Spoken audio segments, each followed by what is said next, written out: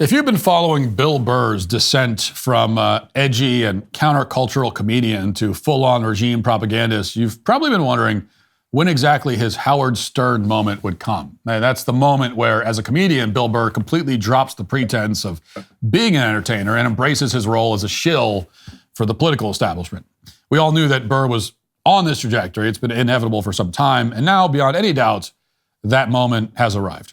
Now, appropriately enough, Burr's Howard Stern moment came as he was speaking to another comedian turned propagandist, Jimmy Kimmel, on his show the other day. Kimmel begins by asking Burr about the LA fires, which forced Burr to evacuate his home. Watch. It's very good to see you. I heard you had to evacuate your home. Yes. Like most people, I had to. I got lucky, the winds moved, but, the fire was coming and all that stuff. So I feel lucky. Are you guys back in? And I think everybody did a great job. Yeah. Unlike the internet, Yeah, right. I know. It's right. Oh, my God. All of these fire experts. Why didn't you just fly a helicopter into the ocean? And then just, I don't know, because there was 100-knot winds? You want to do that? You want to do that at night, you lunatic? How are you? This was definitely mismanaged. That's a big word we're hearing now. Mismanaged, like some idiot on the internet knows how to manage the worst fire in LA, sitting there in his underwear. You know what? Looking at the footage on the internet, I have determined that this here was mismanaged. So there's no real punchline there. There's no setup. There's no humor of any kind. He's just mocking the idea that normal people could possibly be qualified to judge or even notice outrageous incompetence in the leadership class.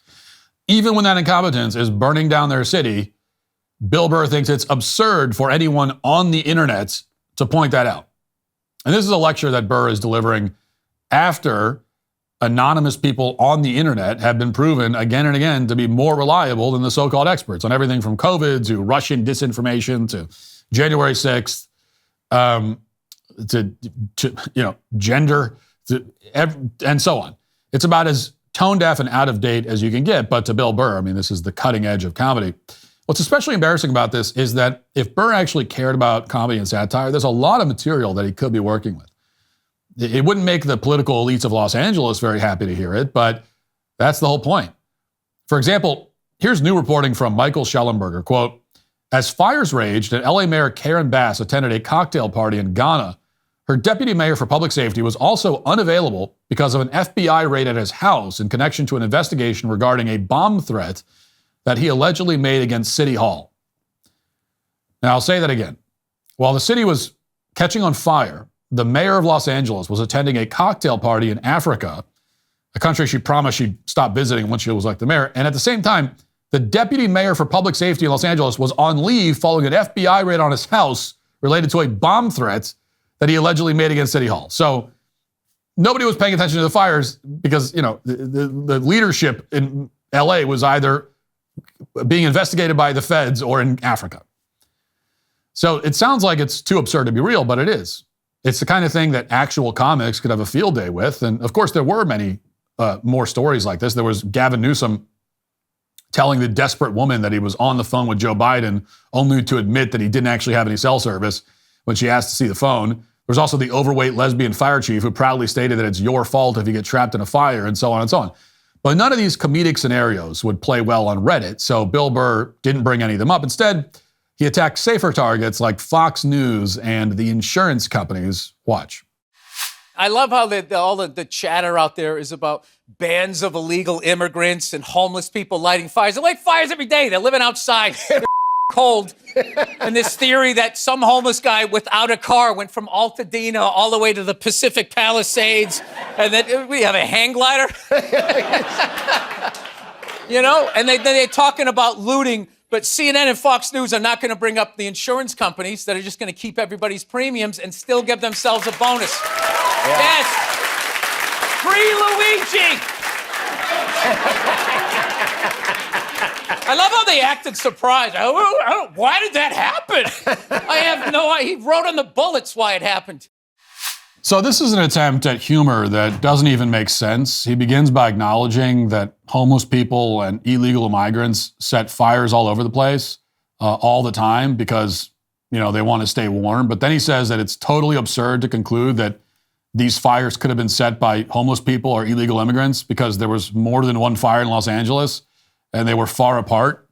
Apparently, you're supposed to dismiss the possibility that there might be more than one homeless person or illegal alien setting fires in Los Angeles. And then you're supposed to laugh, I guess. Then everything somehow goes downhill from there. He starts talking about how the insurance companies are stealing premiums. And then he says that the psychotic trust fund kid who murdered a health insurance CEO should be freed because a lot of other psychopaths on the internet were saying that a month ago. This is comedy, you see. You're supposed to find this amusing. Now, again, the point of the humor here is to defend California's political elite. It was California's politicians who prevented insurance companies from setting higher rates for disaster coverage.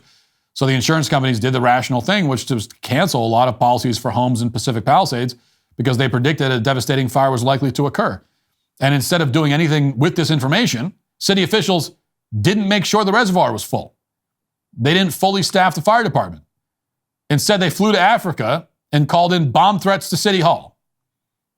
And yet Bill Burr won't make any kind of jokes about those city officials. He lets them off the hook entirely because those officials are Democrats. And Bill Burr is now a partisan hack. That's what he's devolved into. As I said, there have been signs that this would happen for several years. Back in 2019, for his Paper Tiger special, Burr went out of his way to defend the BLM narrative surrounding Colin Kaepernick, who, again, was maybe the single easiest target for mockery that you could imagine. But here's what Bill Burr did with it. No, everything has just become absolutes in the States. It's nuts. Like that Colin Kaepernick guy, right? You knew when he was like protesting during the national anthem, no one was going to listen to what the he had to say, no matter how much he explained it. He goes, I'm taking a knee during the national anthem. This is a protest about police brutality, the way people of color are treated. We'd like to open a dialogue. He got about halfway through that. People are like, my brother's fighting in Iraq, you piece of shit. It's just like, buddy, nobody is saying your brother isn't in Iraq fighting. You're not listening. This is about police brutality. My brother's a firefighter. He watched 9/11 on television. No, buddy. Nobody's saying that your brother's not a firefighter. I got a bone spur in my heel. I can still stand up during the dog. Buddy, nobody is saying you can't see a podiatrist. All right? You're not listening. So this is a comedian who's basically promoting the leftist concept of centering. I mean, he did everything but actually use that phrase. Those racist, ignorant white people are always trying to center themselves, not listening to the plight of the multimillionaire quarterback. They don't care about the made-up fact that police officers are killing black people all the time. That's the joke. Hilarious.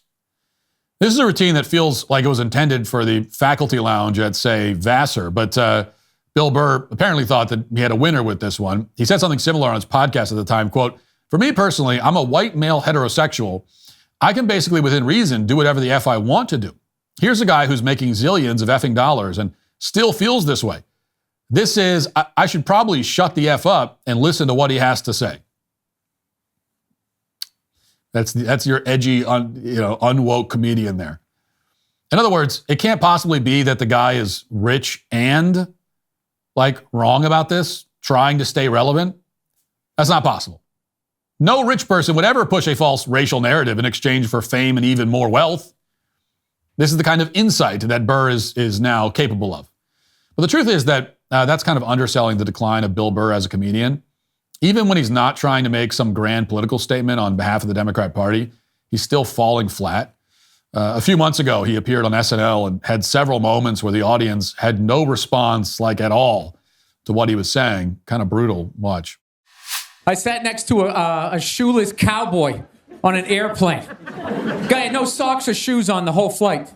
The whole flight, I'm sitting there looking at his dirty Jesus feet, and all I'm thinking is the next pandemic is growing in the bottom of his feet, and all I'm going to be is the next, patient number 2, whatever the next disease is, So I'll tell you what kills me is I looked at the guy, and all I'm thinking is, you know what? God made that guy.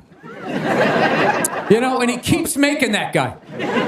One mouth-breathing moron after another. Yet we still go to church on Sunday, and what do? We praise him.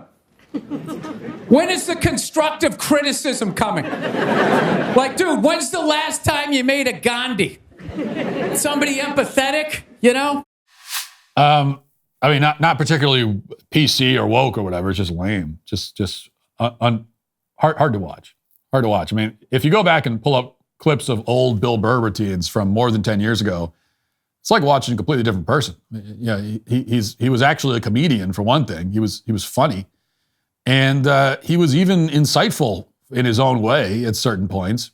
In 2010, for example, Burr did a special called "Let It Go." It's worth watching if you find the time. One of the main themes of the special is that he's over 40 and still doesn't have kids. It's not some hour-long morality play about the importance of having kids or anything like that, but not that it would be wrong to talk about the importance of having kids, but it's a comedy, and it does wring out a lot of humor out of the situation in a kind of self-deprecating way. Certainly not lecturing anyone about how important it is to be loyal Democrat Party operatives. And he also threw in some material about the arbitrary nature of race politics and racial guilt, which was ahead of its time. So here's that part, just to give you an idea of what it's like. I find a lot of that racial stuff like fascinating. You know, like the different rules of like who gets in trouble, who doesn't. Like I've noticed black people have the genius to put the curse word after they say the race of the person, where white dudes, we always put it in front. And if we would just make that little adjustment, we could save so many careers, so many jobs could be saved in the white community if we would just put it after. You never notice that in conversation? You hear a black guy being like, man, I was standing there, this Asian came in, he starts talking about, you don't even hear it. You're just sitting there, oh, what did this Asian do? I would love to hear the rest of this story, right? Dude, I would tell the exact same story, right? I'm standing there, right? This Asian comes in, right? Everybody's all like, whoa, hey, easy, Jesus, dude. What year is it, you know? It's like, dude, I just said what he said. I just preempted that's all I did. He suggested he's hooking up with people's mothers. I'm not even doing that. It's just a quick, I got it out of the way.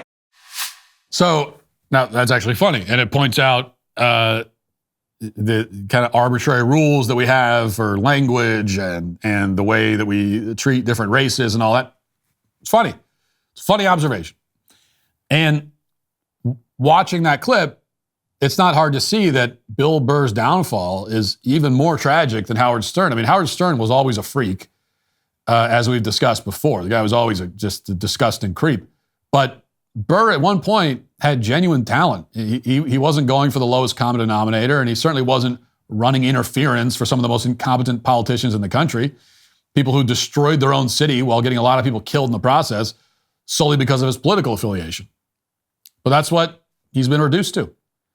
And whatever you blame for his downfall, whether it's his age, the influence of his leftist wife, which a lot of people have pointed to as kind of the beginning of the end of him actually being funny, or you point to his politics or whatever, or the fact that he started starring in, movies and he was in Breaking Bad and these Hollywood things and started hanging out with people in Hollywood and going to the cocktail parties. I mean, all that stuff probably is part of it. But the inevitable conclusion is that Bill Burr is no longer a comedian. He's like Howard Stern, Jimmy Kimmel, so many other former comedians like them, now just a washed up political hack who's all too willing to read from a script that absolves his masters in the Democrat Party at every opportunity.